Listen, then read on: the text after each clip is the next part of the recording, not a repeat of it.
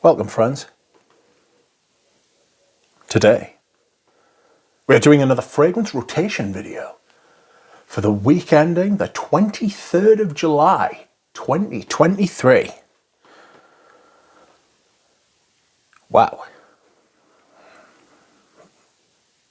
So, I'm looking at my picks over the last week, and I'm seeing mostly new stuff, mostly niche as well, to be honest. There's a couple of designers, I think most are niche though. And we will start at the beginning on Monday. And it's a house which has had some controversy over whether it is actually a niche or a designer house. I happen to think it's a niche house, I think. And this is Guerlain's L'Instant de Guerlain pour Homme Eau de Parfum. That is a mouthful, my friends. It is a mouthful. This is a fabulous fragrance, as you can see by the sheer dent of this. This will be used up before Christmas, long before Christmas. May even get used up in the summer. I've got about 5-10 mil left, to be honest. Excuse me. I don't think have I reviewed this? I did a review this week. I covered Mugler Cologne. Alas, the weather has not been conducive to Mugler Cologne this week, as it has pissed down all week, and it will piss down for the next week to come, which is extremely unfortunate if you are into weather that is not wet. It's raining now, as if to just accentuate the point. Anyway, this is the successor to Lidge.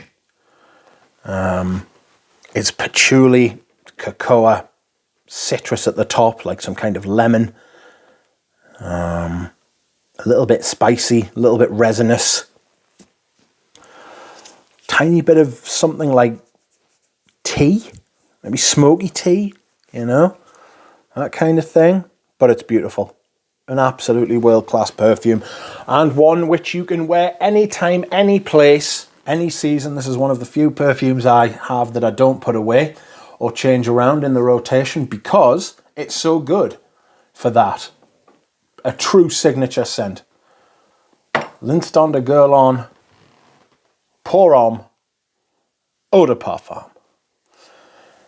Next, we have another entirely unisex fragrance from a designer house. This is from Jean Patou, and it is Ma Liberte. This is awesome.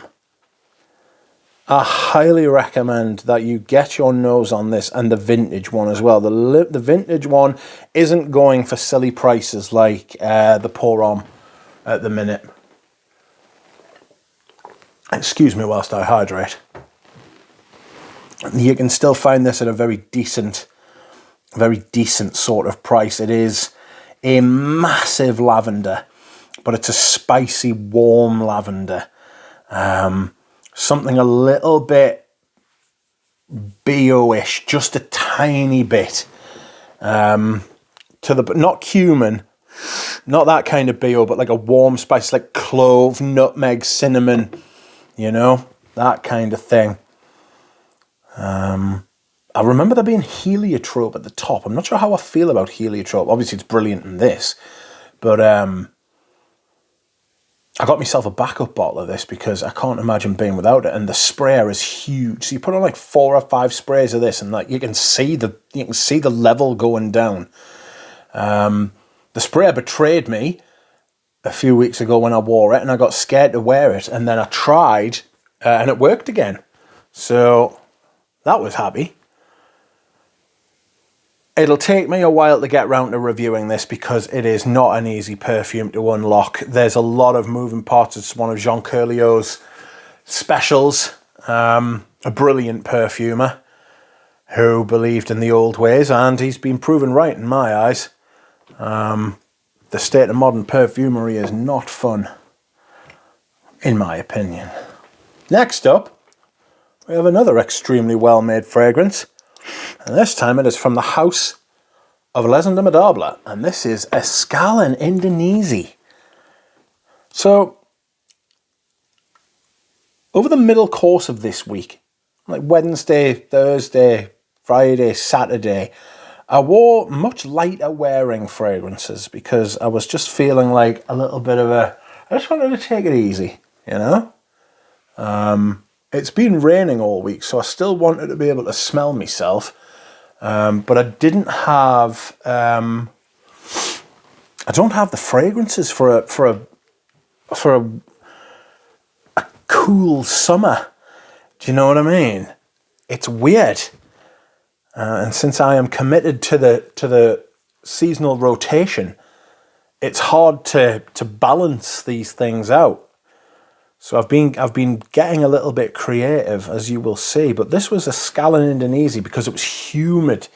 It was humid on Wednesday, and this has got a really sharp bergamot lemon thing going on at the top.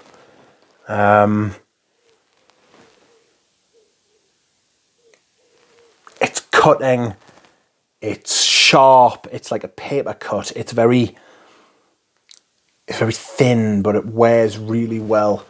I reapplied it a couple of times, which you've got to do with this in Escalon Haiti. But I love this stuff. It's fabulous. Big ambergris in it. A big ambergris that they found from Indonesia. That they found from Indonesia. So it was Indonesian ambergris, hence the name Escalon Indonesia. Once again, excuse me as I hydrate. Next, Thursday. Thursday I wore one of my latest purchases, and this is Invasion Barbare in the Silk Road bottle. I love this. I get the violet leaf more than the lavender at the minute, and I also get this dry hay kind of thing. Dry grass. Wheat. Not wheat as in like powdered wheat, but like, you know, the colour of wheat. It's like that like golden hay colour, you know. It's gorgeous. It's got a really good violet leaf note at the top as well. It's a fabulous perfume made by Stephanie Bacouche, who I don't really know if I've ever heard of her before or since this was made, you know. It is warm but clean, fresh lavender, and very interesting because of the notes that it's mixed with. Violet leaf, some kind of weird hay, tobacco kind of thing going on, you know. Coumarin, which is what they use to give that kind of tobacco-y kind of feel. It's also got cardamom in it. And the cardamom's not like a normal sort of cardamom. It's got like that vanilla. It's like an amber fougere thing too, which I've been big on this year. Like a vanillic lavender thing. Beautiful. Love it. There will be a full review on that at some point, just not at the minute, because again, I've just got it and I don't know it well enough to review it. Next up, Friday. Friday I wore another cologne. And this is Dior Homme Cologne, the original from 2007. This is Dior Homme 2005, but with a spiky bergamot at the top. It's thinner. It's still got all the elements that you love from Dior Homme 2005, but it is lighter. It's an easier wear. It's brilliant in the summer. It's brilliant for this kind of weather. I could have worn it again today. Iris, bergamot, chocolate leather, you know. Imagine Dior Homme Parfum, but much, much thinner. And it's beautiful. I love this bottle. This was when Dior Homme Cologne still had some passing resemblance to the original Dior Homme, because the later ones didn't. And frankly, it's a better fragrance than those. So that is what I wore on Friday. You can expect to see that one again because I enjoyed it greatly. Yesterday, I did a madness and I wore Antaeus Sport Cologne. And it did very well. Antaeus, but not as thick. The same principle as Dior Homme Cologne. Excuse my hydration. It wears beautifully in the summer. It was cold yesterday. Like, it was in the single digits, you know.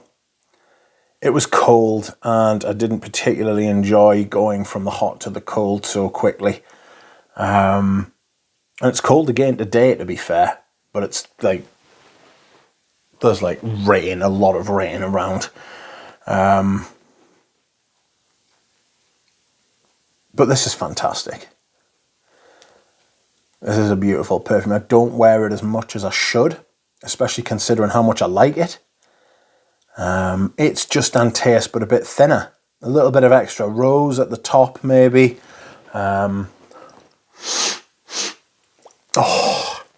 It's just very delicate. It was only out for a year. It was only out for a year in the 80s, between 85 and 86, I believe. An amazing fragrance. Very unlike Chanel to discontinue something, though. Fantastic. Anyway, scent of the day. Today, we'll do a spray. That's right. Ooh. This is a fragrance I was not sure about at first, but now I am growing to love it, and it is fantastic. This is Timbuktu from L'Artisan Parfumeur. Awesome. I'm really, really enjoying this at the minute. It is vetiver, isoe super, mango, incense, papyrus. It's balanced brilliantly. It's a very well-made perfume. I think there are not many perfumers who could have made this work or even had the idea to make this work. It's very strange, very exotic in its way. You know, takes a little bit of getting used to, or it certainly did for me. Very synthetic, you know, very unnatural smelling. Like, you wouldn't expect to find these smells together in any natural setting, you know. Unusual, but really, really good, really well done. The performance on these old L'Artisans is massive. The balance is beautiful. You can expect to see more of this again. It is brilliant for today's weather. Rain, greyness, but light. You know, there's lots of light around, strangely. And it'll be light till like 10 o'clock tonight. But it's going to rain all day.